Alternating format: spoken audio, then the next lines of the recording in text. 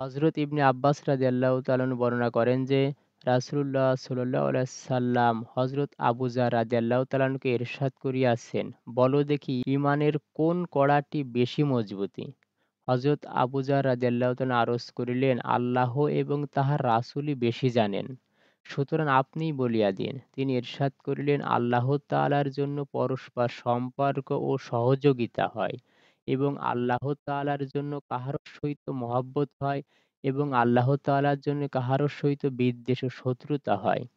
ফায়দা অর্থাৎ ঈমানী শাখাসমূহের মধ্যে সবচেয়ে শক্তিশালী ও স্থায়ী শাখা এই যে, দুনিয়াতে বান্দা কাহারো সহিত যে কোনো আচরণ করে, চাই ইহা সম্পর্কে স্থাপনের হোক বা ছিন্নকরণের হোক, মহব্বতের হোক বা শত্রুতার হোক, ইহা যেন নিজের নফসের চাহিদা হিসাবে না হয়, বরং শুধু আল্লাহ তাআলার জন্যই হয় এবং তাহারই আদেশক্রমেই হয়।